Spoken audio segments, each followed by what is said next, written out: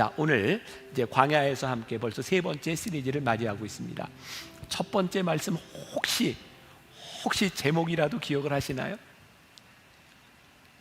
네, 가나안 땅에도 광야는 있다.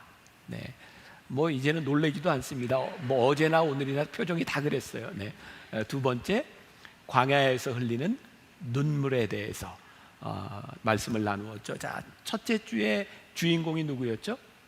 아브라함이었고, 지난주의 주인공은 하갈이었습니다. 오늘은 요셉의 이야기를 통해서 광야 구덩이에서 시작되는 구원, 이런 제목으로 말씀을 나누게 됩니다. 지난주, 지지난주에도 제가 여러분들에게 말씀을 드린 것처럼 이 광야는 어떤 지리적인 광야가 될 수도 있고, 또 어떤 면에서 보면 우리의 인생에서 만나는 광야가 될 수 있습니다. 8종류의 광야를 이야기하는데, 아마 이 땅에 사는 사람이라면 아마 이 광야는 내 광야야 라는 또 생각하는 부분들이 있을 것 같아요.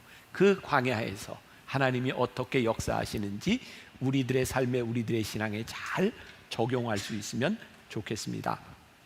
자, 우리 인생에서요, 광야 구덩이를 만날 때가 있어요. 심각한 것은 이 광야 구덩이에 우리들이 던져졌을 때 우리는 늘 이런 질문을 한다는 거죠. 내가 뭘 잘못했지? 그런데 우리들의 삶에는 말이죠, 우리들의 선함과 악함과 관계없이 우리들에게 닥치는, 우리들이 어려움을 당하는 광야 구덩이가 있다는 거예요. 모든 일들이 선과 악으로 이렇게 해결되고 설명될 수 있으면 얼마나 편안하겠습니까? 그러나 우리의 인생은 그렇지 않습니다. 얼마 전부터 그 넷플릭스라고 하는 그 OTT 그 프로그램에 그 지옥이라고 하는 그 드라마가 1위를 했다, 이런 이야기가 있어서 제가 또 지옥이라고 하는 드라마를 보게 되었습니다.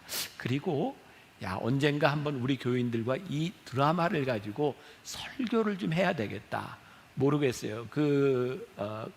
드라마를 만든 사람의 의도는 어떠했는지 모르지만 굉장히 깊은 신학적인, 철학적인, 또 신앙적인 질문을 그 드라마 속에 담고 있는 것을 보게 됩니다. 뭐 이런 내용이죠.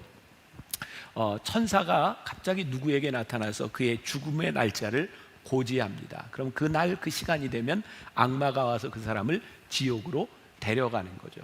그래서 죽음이 고지되면 지옥으로 간다. 그러니까 사람들은 어떻게 생각하냐면 무슨 죄를 지었길래. 그래서 이 사이비 종교가 이 지옥, 죽음, 고통이라고 하는 것을 이용해서 권력을 잡게 되죠. 근데 사람들은 해결되지 않는 문제가 있는 거죠. 내가 무슨 죄를 지었길래. 그리고 결정적인 것은 태어난 지 3일밖에 안 되는 아이에게 천사가 죽음을 고지합니다. 그러면서 아니 3일밖에 못 산 이 아이가 도대체 세상에서 무슨 죄를 질 수 있는가, 이런 의문들을 가지고 이런 갈등들을 헤쳐나가는 그런 부분입니다. 바로 그런 이야기입니다. 우리들의 삶이 이 광야 구덩이, 죽음, 고통이라고 하는 문제에서 죄와 선이라고 하는 문제로 다 해결되지 않는다는 거죠. 올해 들어서 제가 여러분들에게 제일 많이 인용했던 책 중에 하나가 오스왈드 챔버스의 주님은 나의 최고봉이었습니다. 우리가 묵상을 하고도 있고, 그 주님은 나의 최고봉이라고 하는 책을 여러분들과 묵상하게 된 이유 가운데 하나는 오스왈드 챔버스의 전기인 순종의 길이라고 하는 책을 제가 읽으면서 그런 관심을 갖게 되었어요. 오스왈드 챔버스가 활동하던 당시는 세계 1차 대전이 일어났던 그 당시입니다. 여러분, 그 상황이 세계사적으로 어떤 의미를 가지고 있는가? 1900년대 초, 1800년대는 이 세상이 어떤 사조로 뒤덮여 있었냐면 다윈의 진화론, 낙관주의, 자유주의, 인간이 모든 것들을 다 할 수 있다고 생각을 했었죠. 그런데 세계 1차 대전이 일어나면서부터 인간의 낙관주의가 확 무너집니다. 저렇게 비참하게, 저렇게 잔인하게 서로 죽일 수 있다는 것. 여러분, 우리 세계의 역사를 통해 보면요, 이런 낙관주의나 이런 것은 1800년대 후반에만 있었던 것이 아니라 중세시대에도, 또 인간들이 인간의 힘으로 무언가를 할 수 있다고 생각했던, 아니 성경에 보면 바벨탑 사건을 통해 봐도 인간이 무언가를 할 수 있다고 생각할 때 하나님께서는 여지없이 인간의 교만을 무너뜨리셨어요. 어쩌면 지금 우리들이 당하고 있는 코로나라고 하는 것, 이 작은 바이러스 하나에도 인간이 이렇게 쉽게 무너지고 무기력할 수 있다고 하는 것은 우리들에게 무엇을 이야기해 주는 걸까요? 오스왈드 챔버스 시대에 이 전쟁의 책임이 누구에게 있는가? 하나님이 전쟁을 일으키셨는가? 악마가 전쟁을 일으켰는가? 사람들이 이런 이야기를 할 때 오스왈드 챔버스는 이런 말을 합니다. 전쟁의 배후에 하나님이 있든 악마가 있든 그것이 중요한 것이 아니라 지금 전쟁을 치르고 있는 이 일은 우리 인간들의 일이라는 거예요. 여러분, 우리들의 삶에 일어나는 배후를 우리들이 다 알 수 없고 이해할 수 없지만 지금 우리들이 당하고 있는 이 일, 광야의 구덩이 속에서 당하고 있는 이 일은 우리의 일이라는 거예요. 자, 이 책에서 그 오스왈드 챔버스의 책에서 이런 말을 합니다. 한번 들어보세요. 예수 그리스도는 너희는 전쟁이 왜 발생하는지 이해하게 될 것이다 라고 말씀하지 않고 두려워 말라, 당황하지 말라고 말씀하셨습니다. 아마 이 말씀을 오늘 적용한다면 혹시 여러분들 가운데 우리 인생의 광야 구덩이에 있는 분이라면 지금 이 일이 왜 일어났느냐보다 더 중요한 것이 뭐냐면 이 상황 가운데서 두려워하지 않고 당황하지 않고 이 구덩이를 벗어나는 일일 거예요. 오늘 말씀을 묵상하면서 저는 아주 흥미로운 부분을 하나 발견하게 되었습니다. 오늘 본문 말씀 우리 창세기 37장 22절에 보면 여기 구덩이라고 하는 말이 등장을 하는데요, 이 구덩이라고 하는 말 앞에 광야라는 말이 있습니다. 광야 구덩이. 그런데 오늘 이 앞에 붙어 있는 광야라고 하는 말은 사실 잘 어울리지 않습니다. 지난주에 우리들이 나누었던 하갈과 이스마엘, 그들이 브엘세바 광야로 쫓겨났다는 그 광야는 진짜 광야입니다. 그런데 오늘 이 광야는 그런 광야가 아닙니다. 오늘 본문 말씀 가운데 지명이 몇 가지가 나오는데 헤브론, 또 세겜, 그리고 도단이라고 하는 지명이 나오고 있어요. 지도를 한번 보겠습니다. 아주 흥미로울 것 같아요. 자, 여러분들 오른쪽에 헤브론이라고 하는 것을 보시나요? 네, 헤브론 밑으로 조금 내려오면 브엘세바가 있습니다. 저기는 황량한 광야, 그 밑으로는 완전히 이제 광야입니다. 헤브론은 이스라엘 백성들이 가나안 땅에 들어갈 때 정탐꾼을 보냈던, 저기는 젖과 꿀이 흐르는 포도 농사가 아주 잘 되는 곳입니다. 저기 지금 헤브론에 야곱과 요셉 그의 형제들이 살고 있었어요. 그런데 저 헤브론에서 양을 치고 있던 형들에게 아버지 야곱이 요셉을 보내죠. 어디로 보내냐면 세겜으로 보냅니다. 저기 헤브론에서 빨간 것을 따라 쭉 올라가면 세겜이라고 보이세요? 네, 저기로 보입니다. 여러분 상상을 해보세요. 야곱이 요셉을 보낼 때 위험한 곳으로 보내셨겠습니까? 아니에요. 저기 그렇게 위험한 곳이 아닙니다. 그런데 세겜에 갔더니 오늘 말씀에 이제 그 본문에 보면은요, 형들을 찾을 수가 없어요. 그래서 물어봤더니 누가 얘기를 하는데 저 도단으로 갔을 것이다 라고 말을 합니다. 세겜에서 도단까지는 북쪽으로 20km쯤 되는 곳입니다. 형들이 뭘 하고 있었어요? 양을 치고 있었어요. 그러니까 저기 도단이라고 하는 것도 양을 먹이기 위해서 간 것입니다. 큰 지도를 한번 보여주세요. 자, 저기 왼쪽에 지중해가 있고 도단, 세켐, 베델이라고 하는 지역, 저기 왼쪽으로 해안과 다다르고 있는 저 지역은 이스라엘 지형에서 샤론 평야와 위로 가면 이즈르엘 평야가 있는 곳입니다. 저 도단이라고 하는 것은 이즈르엘 평야가 끝나는 지점에 있어요. 자, 저 지역이 광야하고는 조금 관계가 먼 지역입니다. 적어도 농사를 지을 수 있는 풍요로운 땅은 아니라 할지라도 양을 칠 수 있는 목초지가 있는 땅이 저곳입니다. 그러니 저것은 단순히 지리적인 광야를 이야기하는 것이 아니라 구덩이, 요셉이 난처한 일에 처하게 된 광야와 같은 구덩이, 즉 인생의 광야, 어두운 구덩이를 이야기하고 있는 거예요. 그러니까 우리들의 삶에는요, 진짜 지리적으로 광야와 같은, 환경적으로 광야와 같은 상황만을 맞이하는 것이 아니라 우리 인생의 어두운 구덩이 속에 우리들이 처할 때도 있어요. 그러니까 오늘 말씀을 듣는 사람 가운데, 그래, 내가 지금 인생의 광야 구덩이에 있구나 라고 생각하는 분도 분명히 있을 거예요. 근데 여기에서 중요한 것은 그 광야 구덩이에 요셉이 던져졌다는 거예요. 수동태로 되어 있죠. 던져졌어요. 그의 의사와는 전혀 관계없이 던져진 그곳에서 요셉이 당하는 일인 거죠. 자, 또 적용을 한다면 지금 이 인생의 광야 구덩이가 우리의 의사와는 전혀 관계없이 누군가에 의해서, 누구 때문에 우리들이 인생의 광야 가운데, 광야 구덩이에 던져질 수 있다는 말이에요. 자, 오늘 요셉의 이야기를 보면서 우리들이 오해하는 것이 있습니다. 우리는 요셉 하면 뭐가 생각나나요? 요셉이 노예로 팔려갔다 애굽 땅에서 뭐가 돼요? 총리가 되었다. 아마 우리 어렸을 때 교회 학교 선생님들을 통해서 제일 많이 들었던 이야기 가운데 하나가 요셉이 노예로 있었지만 하나님이 그를 총리로 삼으셨다라고 하는 것을 우리들이 많이 들었어요. 그런데 이 성경을 이렇게 쭉 읽다 보면 요셉은 한 번도 총리가 되기 위하여 노력한 적이 없어요. 요셉은 총리가 되는 것도 원했던 적이 없어요. 자, 제가 이번 시리즈 말씀을 그 이진희 목사님이 쓴 광야에 살다라는 책을 많이 이렇게 보고 참조했다고 했는데 거기에 이런 구절이 있어요.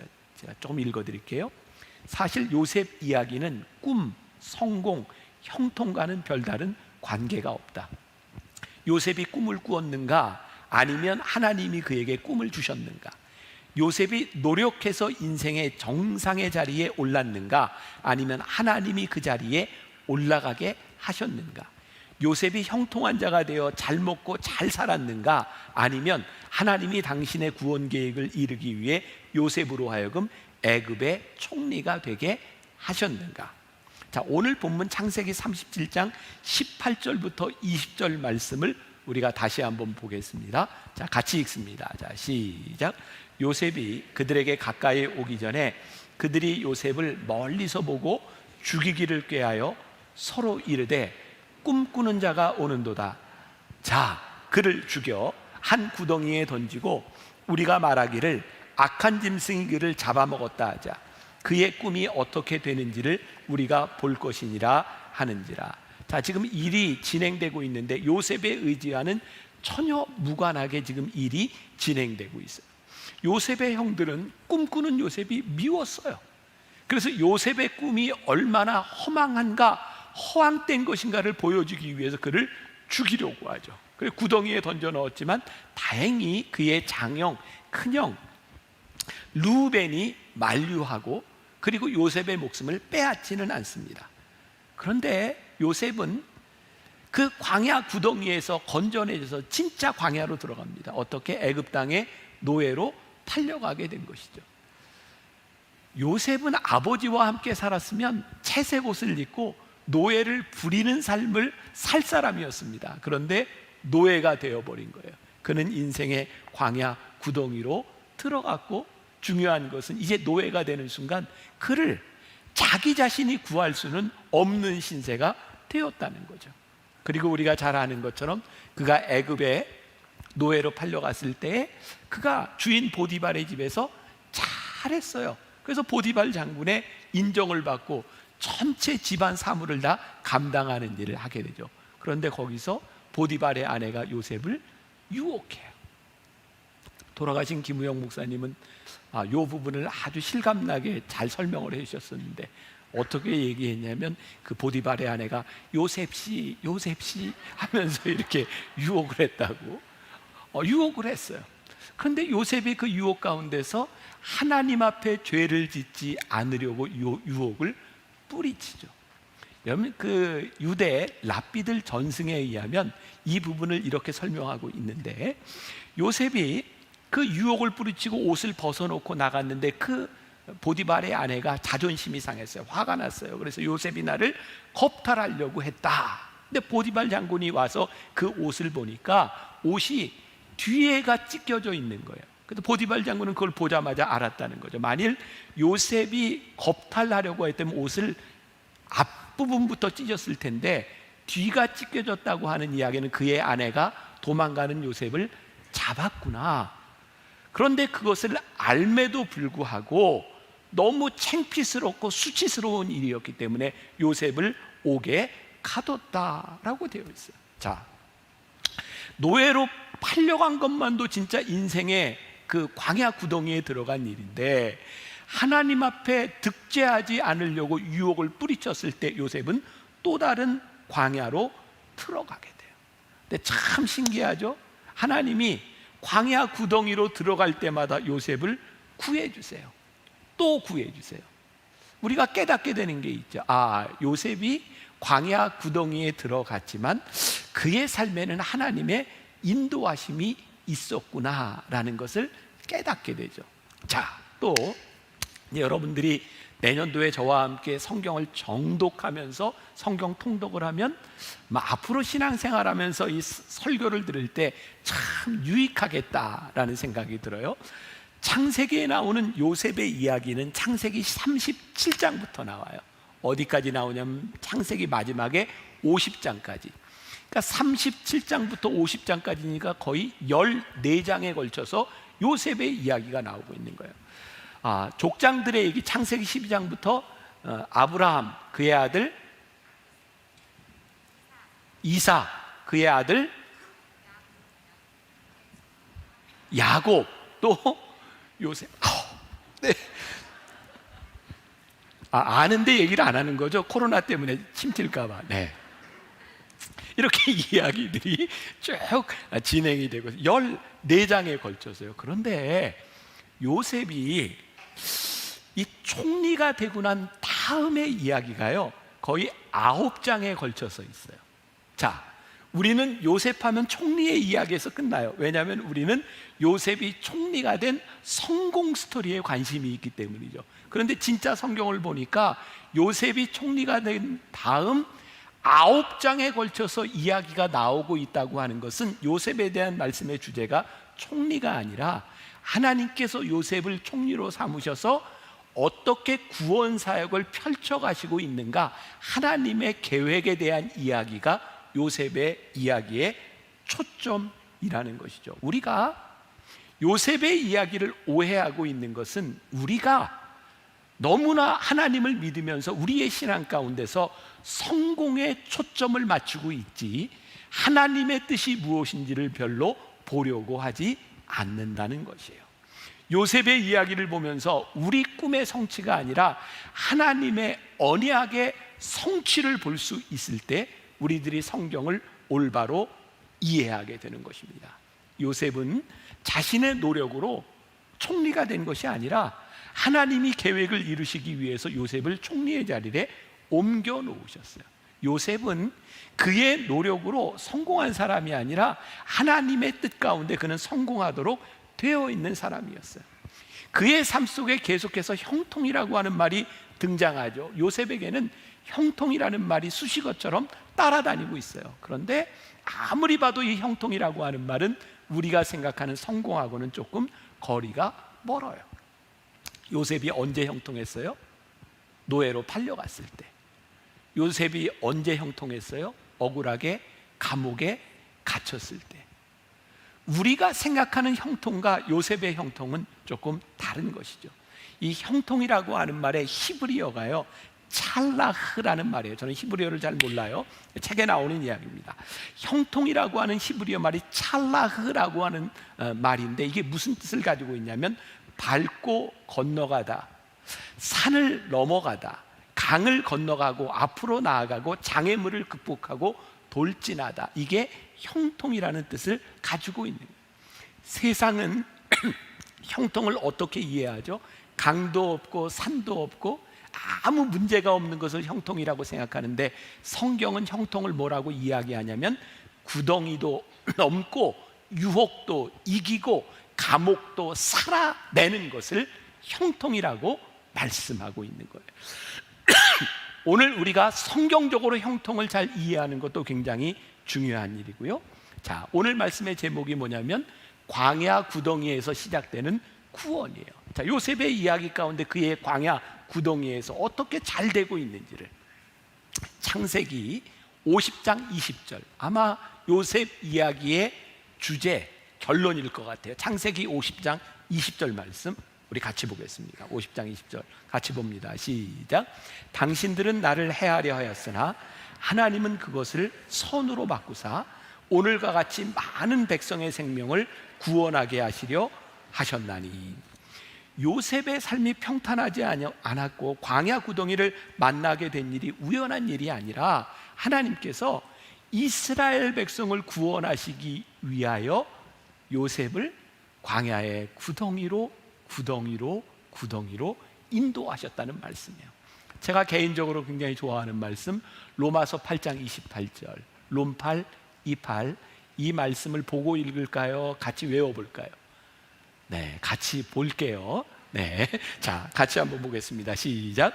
우리가 알거니와 하나님을 사랑하는 자 곧 그의 뜻대로 부르심을 입은 자들에게는 모든 것이 합력하여 선을 이루느니라.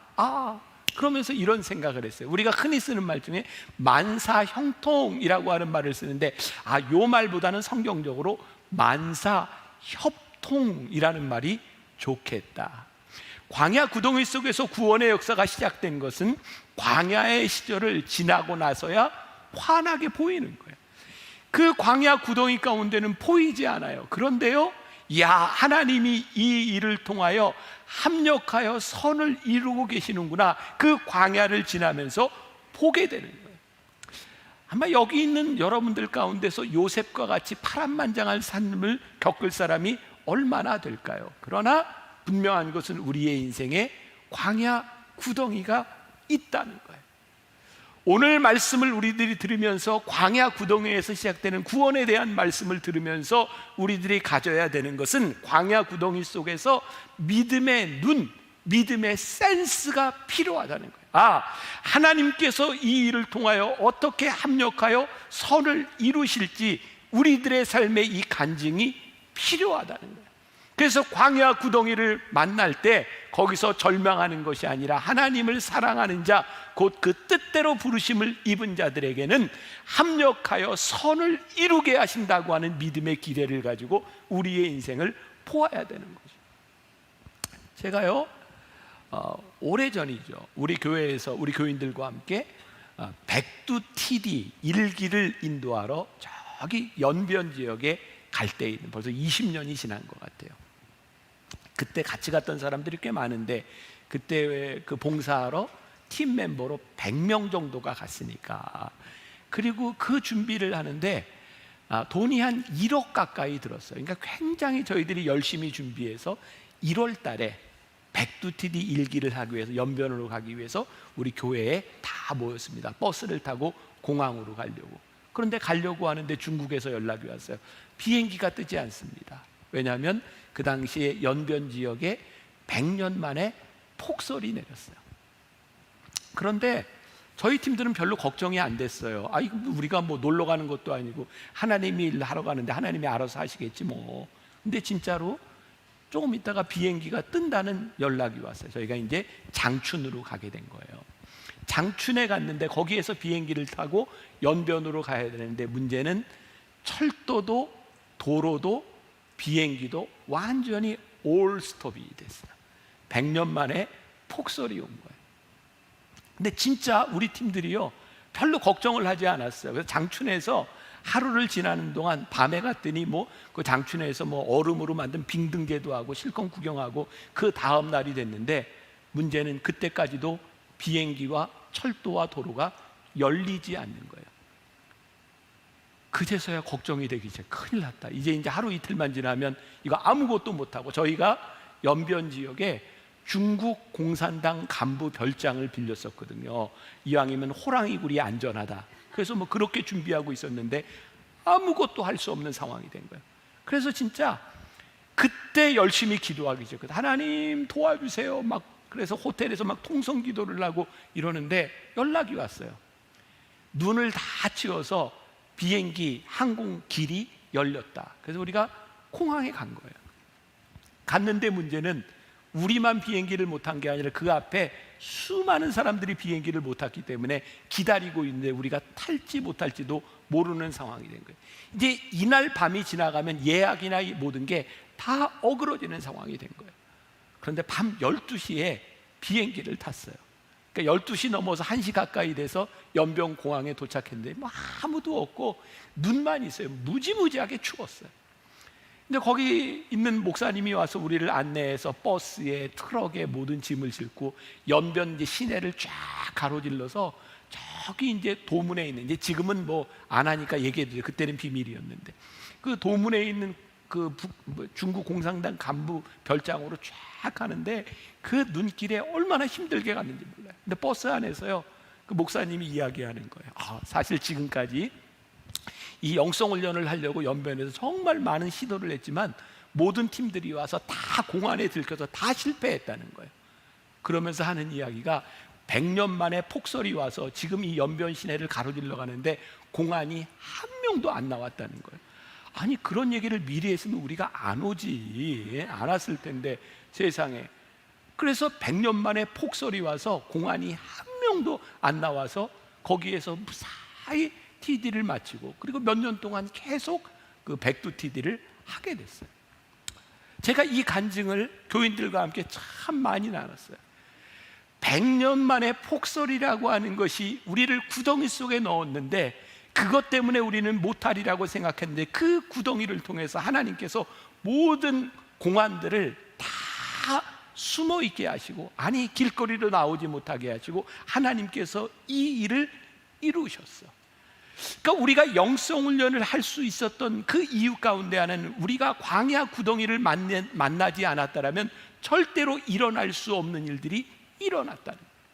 우리의 인생에 이런 간증들이 있어요. 요셉을 통해 보니까 형이 그를 죽이려 했을 때, 그를 웅덩이에 섰거나 노예로 팔아버릴 때, 하나님께 범죄하지 않으려고 무고하게 감옥에 갇혔을 때, 그리고 한없이 감옥에서 긴 시간을 지나야 했을 때 하나님께서는 이 시간들을 정말 드라마처럼 연결시키셔서 하나님께서 요셉을 총리로 세우시고 이스라엘 백성들을 구원하는 일을 행하셨다는, 놀랍고 확실한 정의를 하나 내리게 되는데, 세상에서 말하는 형통은 내가 원하는 것이 이루어질 때 야 형통했다라고 이야기하지만, 우리 신앙인의 형통함은 하나님의 뜻이 나를 통해 이루어질 때 우리가 형통했습니다 라고 고백할 수 있는. 자, 다시 창세기 50장 20절. 당신들은 나를 헤아려 하였으나 하나님은 그것을 선으로 바꾸사 오늘과 같이 많은 백성의 생명을 구원하게 하시려 하셨나니. 순간순간 광야 구덩이를 만날 때마다 인생이 막히는 줄 알았는데 기가 막히게 통하게 하셨어요. 막다른 길인 줄 알았는데 하나님께 통하는 길이 되어 있었던 것이죠. 선으로 바꾸사라고 하는 말에 주목해 봅시다. 우리가 생각하는 선은 무엇일까요? 성공을 향해 가는 것이죠.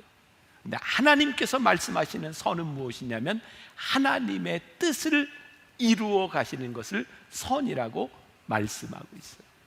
자, 우리는 성경에서 믿음의 사람들을 봅니다. 아브라함, 이삭, 야곱, 요셉, 또 우리 많은 사람들이 있어요. 야, 나도 저런 사람처럼 되면 좋겠다. 그런데 우리는 그 사람들이 살아왔던 삶을 살아가기는 별로 원하지 않는 것 같아요.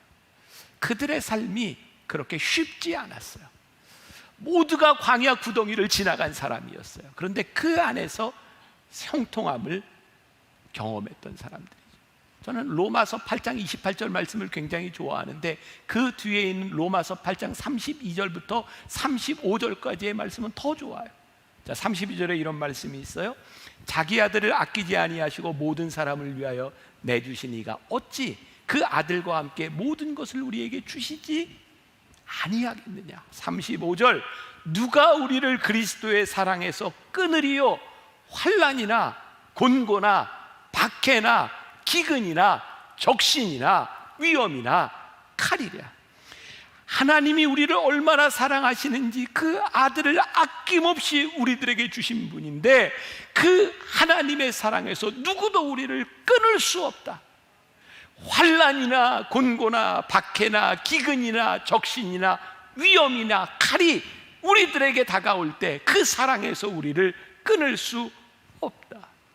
말씀을 통해 우리들이 보는 하나님의 은혜와 사랑이 무엇이에요? 우리에게 항상 성공이나 문제가 없이 잘 되는 풍요를 주시는 것이 아니라 그 어떤 고난 가운데서도 우리를 지켜주시고 우리와 함께 하시며 광야 구덩이 속에서 우리를 이끌어 주시는, 합력하여 선을 이루게 하시는 하나님을 우리들이 보게 됩니다. 여러분, 히브리서 11장을 우리들이 믿음장이라고 합니다. 여러분들 오늘 꼭 가셔서 히브리서 11장을 보세요. 거기 믿음의 사람들에 대하여 어떻게 표현하고 있는가. 여러분, 이 믿음으로 이 사람은, 믿음으로 이 사람은, 근데 거기에 세상적인 복과 축복이 있는 것이 아니에요. 믿음으로 이 세상에서 약속을 받지 못했으나 믿음으로 그들은 하나님의 것을 바라본 사람이었다라고 말하고 있어요. 여러분들, 이 믿음장에서 요셉에 대하여 그가 믿음으로 총리가 되었다는 말이 없어요. 믿음으로 동행하는 사람이었지. 모세가 이스라엘 백성을 가지고 출애굽할 때, 믿음으로 출애굽할 때 믿음으로 홍해를 건넜다는 말이 없어요. 믿음으로 하나님과 동행했던 사람이라는 얘기예요. 믿음의 영웅들, 그들은 단순히 세상의 성공한 이야기들이 아니라 하나님의 은혜 가운데 광야 구덩이를 견디고 하나님과 동행하며 합력하여 선을 이루었던 사람들의 이야기예요. 오늘 말씀을 마감하려고 합니다. 참 좋은 이야기가 있어서, 이 광야를 살다라는 책에 나오는 이야기인데 그 이야기로 말씀을 마무리하려고 해요. 미국에 참 행복하게 인생을 사는 것처럼 보이는 할머니 한 분이 계셨대요. 그분에게는 아들이 셋이 있었는데 셋 다 젊은 나이에 세상을 떠났어요. 하나들은 25살에 교통사고로, 또 하나들은 29살에 백혈병으로, 또 하나들은 35세에 골목에서 총에 맞아 죽었어요. 이 이야기를 듣던 어떤 사람이 할머니에게 이렇게 얘기합니다. 하나님은 당신의 인생 속에 안 계셨군요. 그러자 할머니가 이렇게 이야기합니다. 하나님이 내 삶 속에 계시지 않았다면 내가 그런 일들을 겪고 어떻게 지금까지 살 수 있었겠습니까?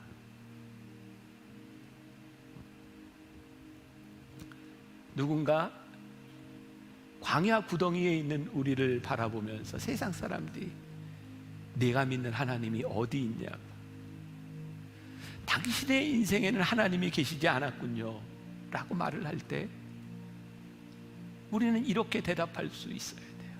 하나님이 만일 나와 함께 하시지 않았다면 내가 그 힘들고 무서운 광야 구덩이를 어떻게 지나가고 어떻게 견디며 어떻게 이겨낼 수 있었겠습니까? 하나님이 내 인생에 계시지 않았다면 지금 합력하여 선을 이루시는 하나님의 놀라운 역사를 내가 어떻게 간증할 수 있었겠습니까? 여기 있는 우리들 모두는 우리의 인생의 광야 구덩이를 만나게 될 것이고, 아니 지금 광야 구덩이에 있는 사람도 있을 것입니다. 그런데 분명한 것은 광야 구덩이에서 시작되는 구원, 광야 구덩이에서부터 우리를 인도하시는 하나님의 은혜와 하나님의 축복과 형통하심이 우리들에게 있다는 거예요. 요셉이 광야 구덩이를 만날 때마다 그가 하나님 앞에서 형통했음을 고백하고 그의 인생의 수식어처럼 따라다니는 형통함이 있었던 것처럼, 오늘 하나님께 예배하고 말씀을 듣는 여러분들의 삶 가운데 그 형통함이 우리들의 수식어가 되고, 그 형통함이 여러분들의 광야 구덩이 가운데서 고백되기를 주님의 이름으로 간절히 축원합니다. 우리 같이 광야를 지나며 우리 찬양할 때 이 찬양 가운데 여러분들의 믿음이 고백이 있었으면 좋겠고, 또 찬양할 때 하나님 앞에 깊은 기도를 하기를 원하는 분들은 기도하며 또 찬양하며 함께하면 좋겠습니다. 광야를 지나며.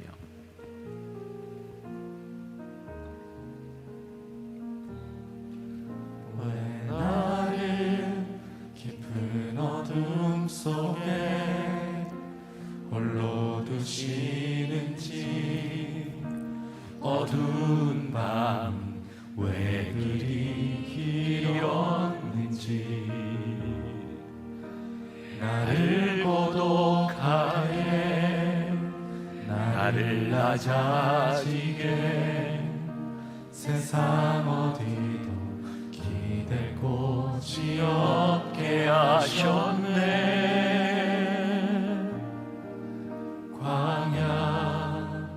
광야에 서 있네. 우리 사랑하는 성도들 가운데 광야 구덩이를 지나는, 광야의 구덩이 한가운데서 하나님을 바라볼 수밖에 없는 성도들이 있습니다. 나를 붙잡아 주시지 않으면, 하나님의 의로운 오른손으로 나를 붙잡아 주시지 않으면 내가 설 수 없는 인생의 광야를 지나가는 사람들이 있습니다. 세상 너의 인생 가운데 하나님이 어디 있었느냐? 광야 구덩이에 있는 우리들을 향하여 조롱할지 주님, 우리는 믿음으로 고백합니다. 하나님이 내 인생에 계시지 않았다면, 내 인생의 광야 구덩이 가운데 하나님이 계시지 않았다면 내가 여기에 있었어. 하나님, 우리가 하나님의 은혜가 아니라면 존재할 수 없었노라고 주님, 하나님 앞에 믿음으로 고백합니다. 주님, 다시 태어나게 하는 곳, 아버지 하나님, 하나님의 은혜는 아버지 하나님, 하나님 우리를 붙잡아 주시지 않으면 설 수 없는 존재임을 우리들이 고백합니다. 아버지 하나님, 우리의 인생을 형통케 하시는 하나님의 은혜를 바라보고 하나님을 사랑하는 자, 뜻대로 거주는 자들에게 모든 것이 합력하여 선을 이룬다 말씀하셨습니다. 주님, 우리가 오늘 하나님 앞에 아버지 하나님, 하나님의 은혜를 생각하고 있는 데 섰습니다. 주님, 우리의 인생 가운데 찾아오셔서 아버지 하나님, 당신의 백성들에게 찾아오셔서 말씀하시옵소서. 아버지 하나님, 주의 은혜로 붙잡아주시며 아버지 우리 가운데 역사하시게 하셨네.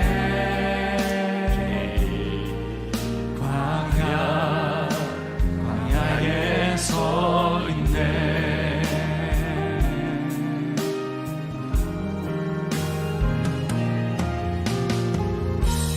주님만 내 도움이 되시고, 주님만 내 빛이 되시는, 주님만 내 친구 되시는 광야.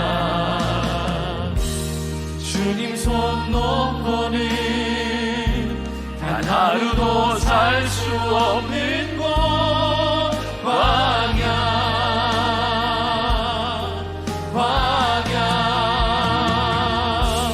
주께서 나를 사용하시려, 나를 더 정결케 하시려, 나를 택하여 보내신 그곳 광야. 성령이 내 영을 다시 태어나게 하는 곳,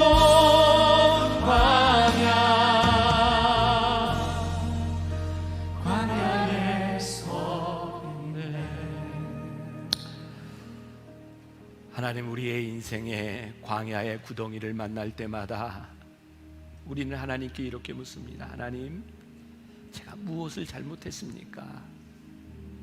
근데 우리의 인생의 광야는 때때로 우리들의 잘못이 아니라 하나님의 인도하심 가운데 우리를 몰아넣으실 때가 있습니다. 하나님은 우리들에게 그 광야 구덩이에서 형통함을 경험하라고, 주와 함께 동행하라고, 견디고 이기라고 우리들에게 말씀하십니다. 하나님, 오늘 말씀을 듣는 우리 성도들에게 이 믿음의 센스와 이 믿음의 능력을 주시옵소서. 우리들의 삶에 이 간증이 있게 하여 주옵소서. 하나님이 우리를 이 광야 구덩이에서 형통케 하신 이 간증을 안고 살아갈 수 있는 주의 백성들이 되게 하여 주옵소서. 오늘도 하나님 앞에 헌신하며 이 모양 저 모양으로 주님 앞에 나온 백성들, 하나님 앞에 드려진 귀한 예물들 축복하시고, 우리 성도들 이 광야 같은 이 삶에서 어려움 당하지 않도록, 아니 어려움을 당할 때 이길 수 있도록 주님 하늘 문을 여시고 도우시고 함께하여 주옵소서. 지금은 우리 주 예수 그리스도의 은혜와 하나님 아버지의 무한하신 사랑과 성령의 인도하심이 담대하게 믿음을 가지고 광야 구덩이 속으로, 그리고 그 속에서 함께 하실 하나님의 은혜를 기대하며 나가는 당신의 사랑하는 모든 백성들 위해 지금부터 영원까지 함께 하시기를 간절히 축원하옵나이다. 아멘.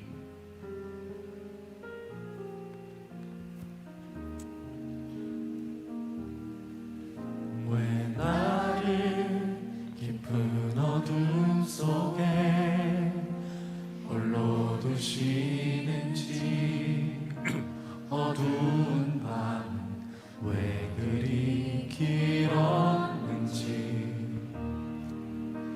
나를 고독하게 나를 낮아지게 세상 어디도 기댈 곳이 없게 하셨네.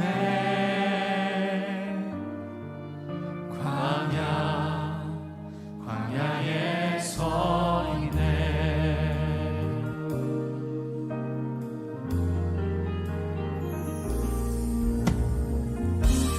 주님만 내 도움이 되시고, 주님만 내 빛이 되시는, 주님만 내 친구 되시는 광야.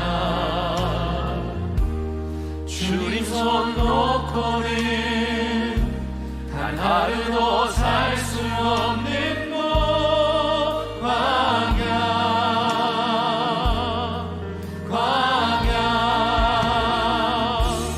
주께서 나를 사용하시려 나를 더 정결케 하시려 나를 택하여 보내신 그곳 광야. 성령이 내 영을 다시 태어나게 하는 곳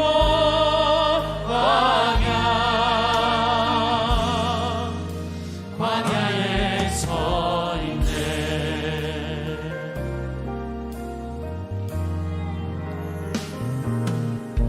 왜 나를 깊은 어둠 속에 홀로 두시는지, 어두운 밤 왜 그리 길었는지, 나를 고독하게 나를 낮아지게 세상 어디도 기댈 곳이 없게 하셨네.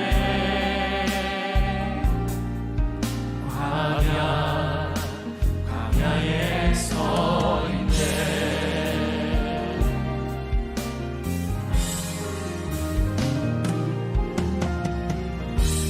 주님만 내 도움이 되시고, 주님만 내 빛이 되시는, 주님만 내 친구 되시는 광야.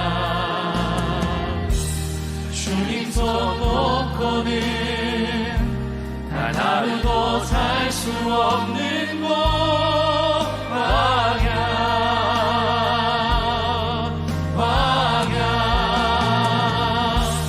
주께서 나를 사용하시려 나를 더 정결케 하시려 나를 택하여 보내신 그곳 광야.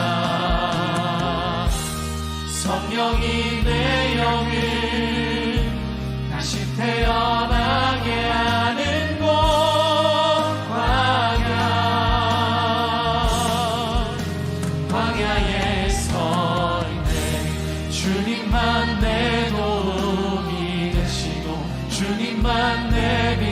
광야를 지날 때 주님만 내 친구 되시는 광야 주님 손 놓고는 난 하루도 살 수 없는 곳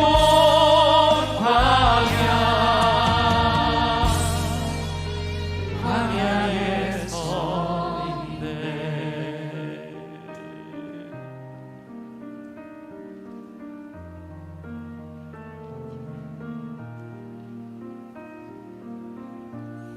광야를 지날 때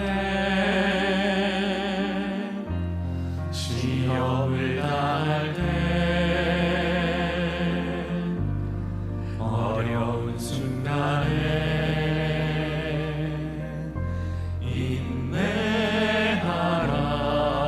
인내하라 주 너를 흔드사 감추인 어둠 드러내 주시니 인내하라 주 안에서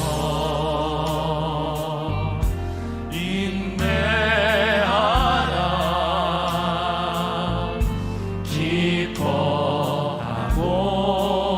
기뻐하고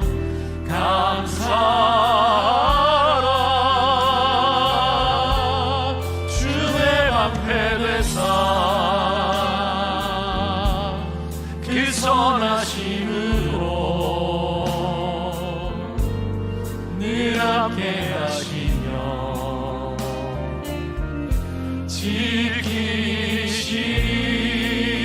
지키시리 광야를 지날 때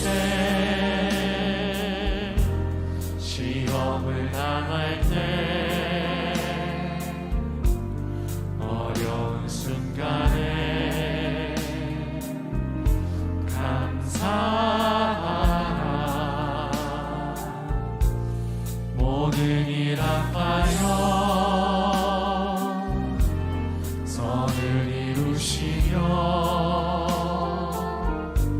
승리케 하시니 감사하라 주 안에서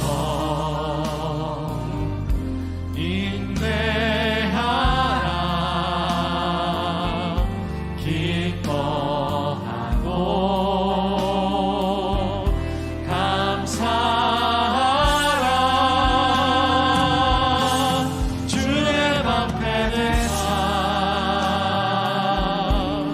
그 선하심으로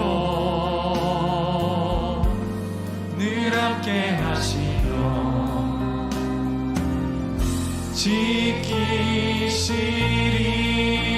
지키시리 주 안에서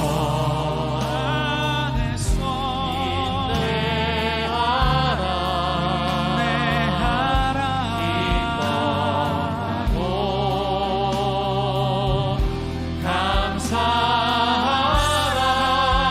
감사하라 주의 방패 되사 그 선하심으로 늘 함께 하시며 지키